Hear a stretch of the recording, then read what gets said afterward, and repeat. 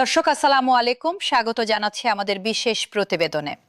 আজকের প্রতিবেদন জুড়ে থাকছে দেশের লাখ লাখ সরকারি কর্মকর্তা কর্মচারী এবং তাদের পরিবারের জন্য সবচেয়ে বহুল প্রতীক্ষিত একটি বিষয়, নবম জাতীয় পে স্কেল বা নতুন বেতন কাঠামো।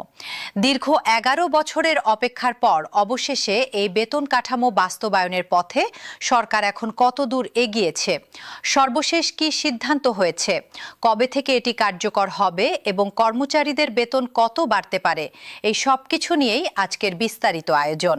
তাহলে চলুন শুরু করা যাক। স্বাধীন বাংলাদেশে সরকারি চাকরিজীবীদের জন্য প্রথম বেতন কাঠামো ঘোষণা করা হয়েছিল 1973 সালে। এরপর থেকে সময়ের সঙ্গে সঙ্গে জীবনযাত্রার ব্যয়, মূল্যস্ফীতি এবং অর্থনৈতিক বাস্তবতার সঙ্গে সামঞ্জস্য রেখে একের পর এক নতুন বেতন কাঠামো ঘোষণা করা হয়েছে। 2015 সাল পর্যন্ত মোট 8টি জাতীয় পে স্কেল কার্যকর হয়েছিল। নিয়ম অনুযায়ী প্রতি 5 বছর অন্তর অন্তর নতুন বেতন কাঠামো ঘোষণা করার কথা থাকলেও বৈশ্বিক করোনা মহামারী, অর্থনৈতিক সংকট এবং রাজনৈতিক পট পরিবর্তনের কারণে সেই নিয়ম মানা সম্ভব হয়নি। ফলে সর্বশেষ 8ম পে স্কেলের পর দীর্ঘ 11 বছর পার হয়ে গেছে, অথচ সরকারি চাকরিজীবীদের ভাগ্যে নতুন কোনো বেতন কাঠামো জোটেনি। এই দীর্ঘ সময়ে দ্রব্যমূল্য বহুগুণ বেড়েছে, জীবনযাত্রার ব্যয় আকাশ ছোঁয়া হয়েছে, অথচ বেতন কাঠামো রয়ে গেছে সেই পুরনো জায়গাতেই। ফলে সরকারি কর্মচারীদের মধ্যে ক্ষোভ এবং হতাশা দিনকে দিন বাড়ছিল। এই প্রেক্ষাপটেই আসে নবম পে কমিশন গঠনের সিদ্ধান্ত। 2025 সালের 24শে জুলাই অন্তর্বর্তীকালীন সরকারের তৎকালীন প্রধান উপদেষ্টা অধ্যাপক মোহাম্মদ ইউনূসের সভাপতিত্বে অনুষ্ঠিত একটি গুরুত্বপূর্ণ বৈঠকে সরকারি কর্মকর্তা কর্মচারীদের জন্য নতুন বেতন কাঠামো নির্ধারণে নবম জাতীয় পে কমিশন গঠনের সিদ্ধান্ত নেওয়া হয়। এই কমিশনের নেতৃত্বে দায়িত্ব দেওয়া হয় দেশের সাবেক অর্থ সচিব জাকির আহমেদ খানকে। মোট 23 সদস্যের এই কমিশনকে 6 মাসের মধ্যে তাদের প্রতিবেদন জমা দেওয়ার নির্দেশ দেওয়া হয়েছিল। কমিশনকে দায়িত্ব দেওয়া হয়েছিল বেসামরিক প্রশাসন, বিচার বিভাগীয় কর্মচারী এবং সশস্ত্র বাহিনীর বেতন কাঠামো নিয়ে পুঙ্খানুপুঙ্খ বিশ্লেষণ করে একটি যুগোপযোগী সুপারিশ তৈরি করার। কমিশন গঠনের পর থেকেই শুরু হয় দীর্ঘ পর্যালোচনা প্রক্রিয়া। বিভিন্ন ক্যাডার সার্ভিস, শিক্ষক সমিতি এবং কর্মচারী সংগঠনগুলোর সঙ্গে দফায় দফায় মতবিনিময় করে কমিশন সবার মতামত এবং প্রস্তাবনা বিবেচনায় নিয়ে কমিশন তাদের কাজ এগিয়ে নেয়। উল্লেখযোগ্য বিষয় হল, নির্ধারিত সময়ের প্রায় 3 সপ্তাহ আগেই কমিশন তাদের চূড়ান্ত প্রতিবেদন প্রস্তুত করে ফেলে। জানুয়ারি মাসের 21 তারিখ বুধবার বিকেলে রাষ্ট্রীয় অতিথি ভবন যমুনায় তৎকালীন প্রধান উপদেষ্টা অধ্যাপক মোহাম্মদ ইউনূসের কাছে এই চূড়ান্ত প্রতিবেদন হস্তান্তর করেন কমিশন প্রধান জাকির আহমেদ খান। প্রতিবেদন গ্রহণ করে সন্তোষ প্রকাশ করেছিলেন তৎকালীন প্রধান উপদেষ্টা। প্রতিবেদনে কি কি সুপারিশ করা হয়েছিল তা নিয়েও বিস্তর আলোচনা হয়েছে দেশ জুড়ে।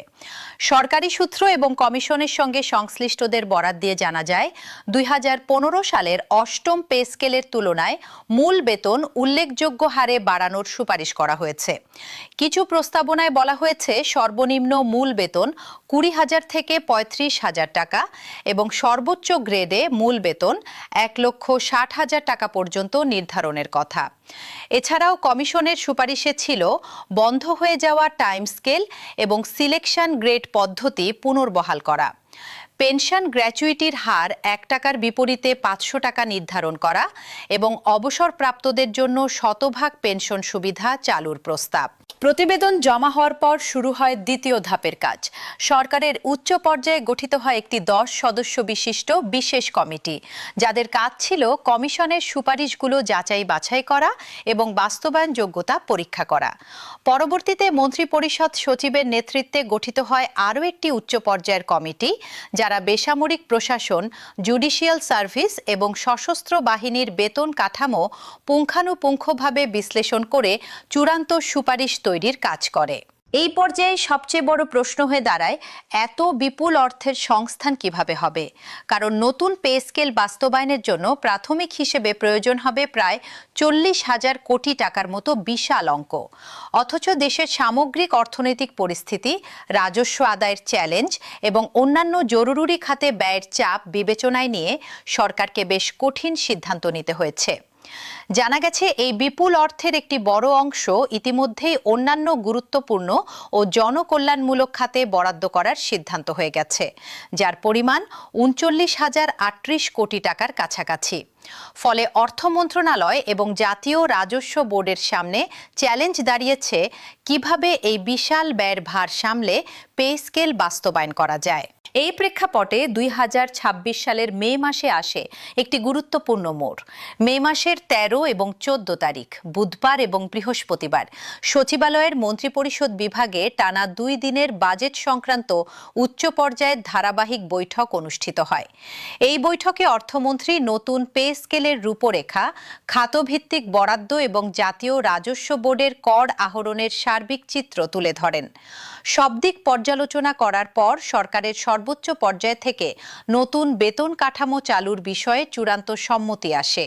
সেই সঙ্গে জানানো হয় আগামী ১ জুলাই থেকে নতুন পে স্কেল কার্যকর করার নীতিগত সিদ্ধান্ত নেওয়া হয়েছে।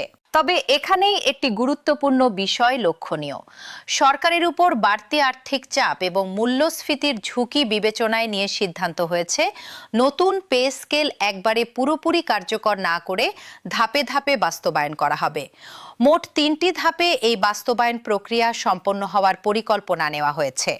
প্রথম ধাপে অর্থাৎ চলতি জুলাই মাস থেকেই মূল বেতন বা বেসিক পে সর্বোচ্চ ৫০% পর্যন্ত বৃদ্ধি করে কার্যকর করা হতে পারে বলে ধারণা করা হচ্ছে।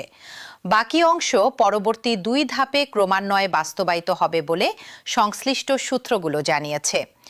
২০২৬-২৭ অর্থ বছরের বাজেট অধিবেশনেও এই পে স্কেল বাস্তবায়নের বিষয়টি গুরুত্ব সহকারে আলোচিত হয়েছে। বাজেট আলোচনায় জানা গেছে পে স্কেল বাস্তবায়নের জন্য প্রায় ৩৫,০০০ থেকে ৩৭,০০০ কোটি টাকার একটি বিশেষ বরাদ্দ রাখার আলোচনা হয়েছে। এই বিশাল বরাদ্দ থেকেই বোঝা যায় সরকার বিষয়টিকে কতটা গুরুত্বের সঙ্গে বিবেচনা করছে। এবার আসা যাক সাম্প্রতিকতম অগ্রগতির দিকে। সরকারি সূত্র বলছে ১ জুলাই থেকে নতুন পে স্কেল কার্যকর করার সিদ্ধান্ত নেওয়া হলেও আনুষ্ঠানিক গেজেট প্রকাশে কিছুটা বিলম্ব হচ্ছে। তবে সংশ্লিষ্ট কর্মকর্তারা স্পষ্ট করে জানিয়েছেন গেজেট প্রকাশে বিলম্ব হলেও নতুন বেতন কাঠামো ১ জুলাই থেকেই কার্যকর হিসেবে গণ্য করা হবে। অর্থাৎ গেজেট প্রকাশের পর সরকারি চাকরিজীবীরা একসঙ্গে বর্ধিত বেতন ভাতা এবং জুলাই মাস থেকে জমে থাকা বকেয়া অর্থ হাতে পাবেন। এটি সরকারি চাকরিজীবীদের জন্য নিঃসন্দেহে বড় স্বস্তির খবর। তবে সাম্প্রতিক প্রতিবেদন অনুযায়ী পে স্কেল বাস্তবায়নের প্রক্রিয়াটি এখনও পুরোপুরি নির্ঝঞ্ঝাট নয়। সরকারকে একই সঙ্গে সামলাতে হচ্ছে আর্থিক চাপ এবং কর্মচারীদের প্রত্যাশা।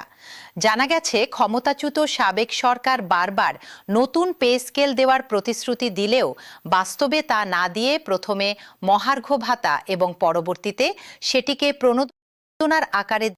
আরেকটি গুরুত্বপূর্ণ বিষয় হল নতুন পে স্কেলের সঙ্গে সম্পর্কিত অন্যান্য সংস্কারও আলোচনায় রয়েছে, যেমন ষাটলিপিকার এবং সমমানের পদ একীভূতকরণের বিষয়টি নিয়েও সাম্প্রতিক সময়ে সরকারি পর্যায়ে সিদ্ধান্ত হয়েছে। এছাড়া বিভিন্ন ক্যাডার সার্ভিসের পদোন্নতিতে বেতন নির্ধারণ পদ্ধতি নিয়েও নতুন নির্দেশনা আসতে পারে বলে জানা গেছে। এমপিওভুক্ত শিক্ষকদের বেতন কাঠামো নিয়েও আলাদাভাবে পর্যালোচনা চলছে বলে সংশ্লিষ্ট সূত্র নিশ্চিত করেছে। এখন একটু আলোকপাত করা যাক অর্থনৈতিক প্রেক্ষাপটের দিকে। বিশেষজ্ঞরা মনে করছেন নতুন পে স্কেল বাস্তবায়ন করা সরকারের জন্য একটি দ্বিমুখী চ্যালেঞ্জ। একদিকে দীর্ঘ ১১ বছর ধরে অপেক্ষমান সরকারি চাকরিজীবীদের প্রত্যাশা পূরণ করা জরুরি, অন্যদিকে দেশের সামগ্রিক অর্থনৈতিক স্থিতিশীলতা বজায় রাখাও সমান গুরুত্বপূর্ণ।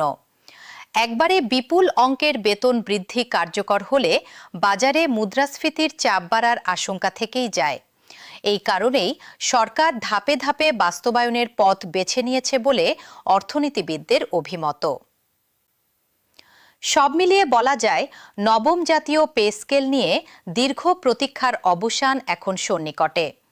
কমিশন গঠন থেকে শুরু করে প্রতিবেদন জমা, পর্যালোচনা কমিটি গঠন, বাজেট বরাদ্দের আলোচনা এবং সবশেষে ১ জুলাই থেকে বাস্তবায়নের নীতিগত সিদ্ধান্ত, এই পুরো প্রক্রিয়া পার হয়ে এখন শুধু বাকি রয়েছে আনুষ্ঠানিক গেজেট প্রকাশের অপেক্ষা।